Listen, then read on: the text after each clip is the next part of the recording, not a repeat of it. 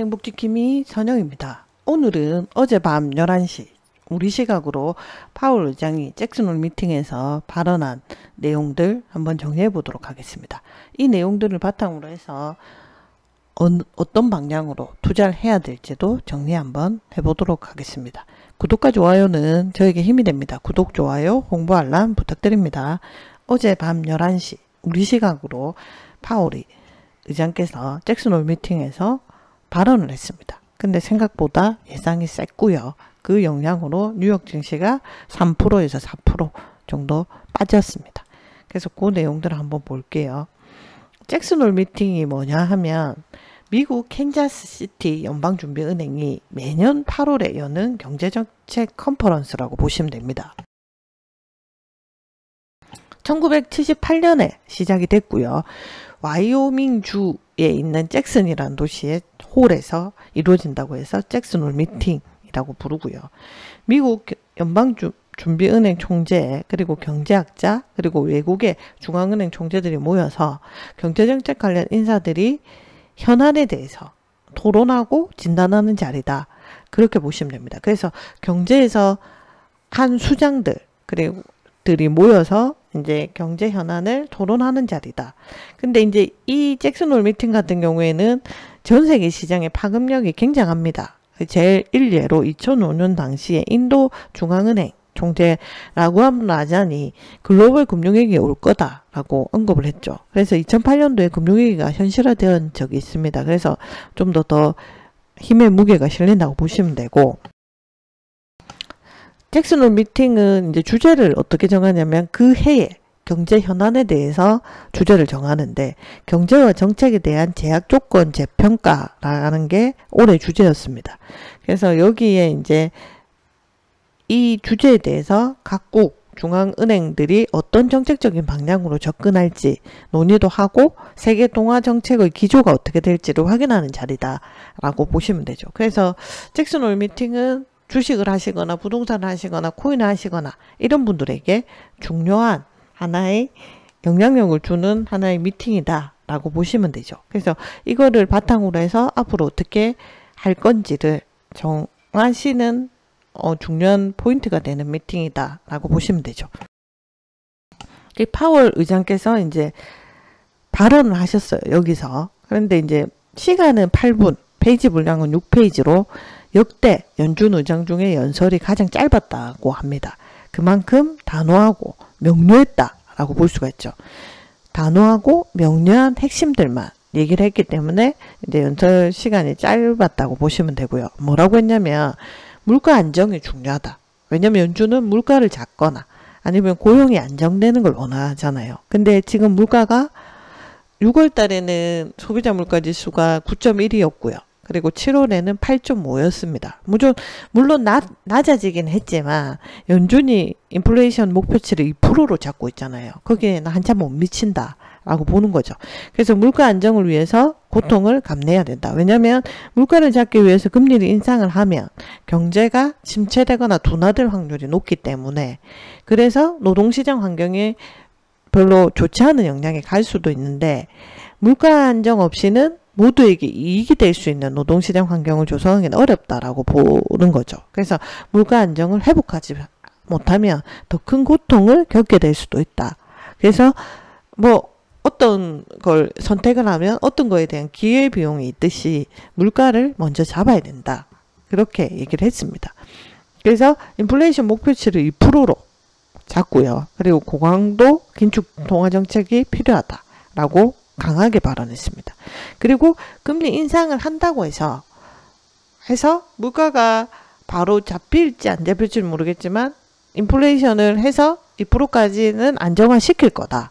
그리고 나서 바로 인하로 가는 거를 그렇게 쉽게 턴어라운드 하진 않을 거다라는 말도 했습니다. 그래서 FOMC 9월에 있는 FOMC가 있잖아요. 그러면 9월에 FOMC도 6월 7월과 마찬가지로 0.75 자이언트 스텝을 단행할 확률이 높을 것으로 보인다라고 보시면 되죠. 그래서 6월, 7월, 9월에 다 0.75가 되지 않겠냐라고 했습니다. 그래서 파월 의장의 말이 단호하고 명료했어요. 그래서 이걸로 인해서 뉴욕 증시가 빠졌습니다. 어떻게? 다우존스는 3.03이 빠졌고요. 그래서 32,283.40이고요. S&P 500은 3.37이 빠져서 4,057.66이고요. 나스닥이 제일 많이 빠졌습니다. 기술주가 3.94가 폭락해서 22,147.71로 거래가 됐습니다. 원래 금리 인상 기조가 강하면 기술주가 제일 타격을 많이 받기 때문에 나스닥이 제일 많이 빠진 것 같아요. 근데 이제 이 11월, 그러니까 11시에, 그러니까, 우리 시간으로 11시에 이제 파월 의장께서 발언을 했는데, 그 전에 9시에 7월에 개인 소비 지출 PCE를 발표를 했었습니다. 왜 이 PCE가 중요하냐면, 연준에서 물가 지표를 볼 때 참고하는 지표거든요. 그래서 중요한 거죠. 그래서 이 물가 지표로 보는 이 PC가 뭐냐면 개인 소비 지출이잖아요. 이게 7월 달이 6월 달보다는 0.1% 하락해서 급등세가 둔화되는 거 아니냐라고 했었습니다. 그러니까 어제 시간 11시 전에 9시에 발표를 PC를 했을 때는 뉴욕 증시가 올랐었어요. 오르다가 11시에 이제 파월 의장이 발표하면서 하락을 한 거거든요. 그리고 이제 이렇게 근데 PC 가격 지수가 0.1%가 하락한 거는 예전에 이제 미국이 거의 봉쇄했던 초반이 2020년 4월 이후 2년 만에 처음이라고 합니다. 근데 이렇게 꺾인 이유가 휘발유 등 에너지 가격이 내려간 덕분이다. 7월에 식료품 가격은 1.3% 상승했지만 에너지 가격이 4.8% 하락했기 때문이다 라고 보는 거죠. 그래서 PC가 이제 조금 둔화로 가는 게 아니냐라고 해서 뉴욕 증시가 조금 상승했다가 11시에 파월 의장이 매파적으로 세게 발언하면서 나스닥이 거의 4%까지 이렇게 하락하고 다우나 S&P 500도 3% 이상 하락했다라고 보시면 됩니다. 그러면 요런 시장에서는 그러면 우리는 어떤 주식을 사서 해야 될까? 대응을 해야 될까라는 생각이 드실 거예요. 그러면 결론은 뭐냐? 실적이 탄탄하고 PER이 낮은 종목들. PER이 낮다는 말은 싼 주식들을 사라는 거죠. 이 고점 대비 많이 떨어진 주식들. 근데 실적은 좋은데 많이 떨어져 있는 주식들을 사라는 건데 증권업계에서는 2022년 올해하고 2000년대 초반하고 거의 거시 환경이 비슷하다고 보거든요. 거시적인 경제 환경이 어떻게 비슷하냐면 유동성도 위축이 되고 금리도 인상이 되고 달러화도 강세가 되는 게 똑같다라고 보는 거죠. 그래서 이제 롯데칠성 같은 경우에 2001년 초반에 주가가 15만 원이었습니다. 그 PER이 2배 미만이었죠. 코스피 평균 PER 7, 8배 낮았어요. 근데 이제 연말에 54만 원까지 갔죠. 15만 원에서 54만 원까지. 굉장히 많이 올랐죠. 그래 지금과 같은 증시 불황기에 좋은 수익률을 보였다라고 보시면 되고 그것뿐만 아니라 이제 정유주도 꼽고 있습니다. 정유주 같은 경우에는 왜 괜찮냐? 원자재 가격이 상승하고 가파르게 수요가 회복되면서 실적이 좋죠. 좋아지고 있죠. 그런데 거기에 비해서 가격이 싸다는 거죠.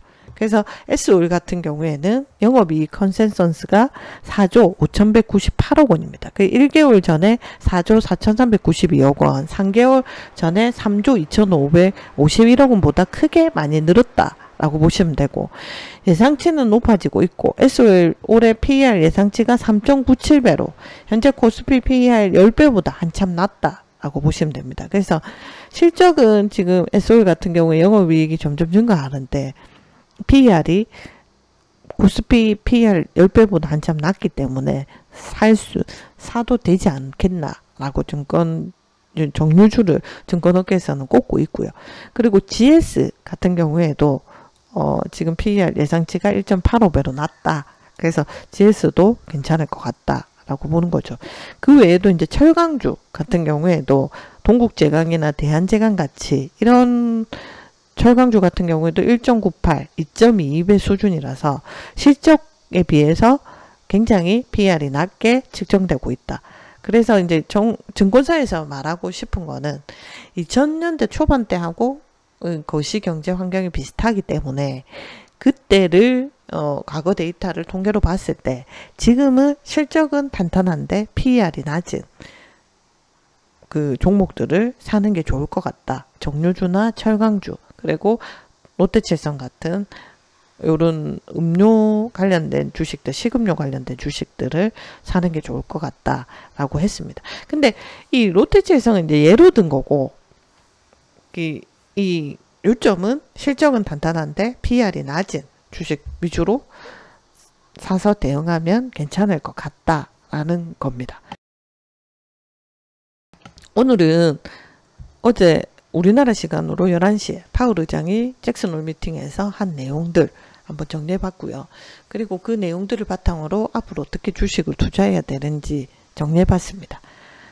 여러분들 주식이나 이런 부동산이든 그리고 코인이든 이런 투자를 하실 때 이런 거시적인 경제들도 중요하다고 생각이 들어서 정리 한번 해봤습니다. 구독과 좋아요는 저에게 힘이 됩니다. 구독, 좋아요, 홍보 알람 부탁드립니다. 감사합니다.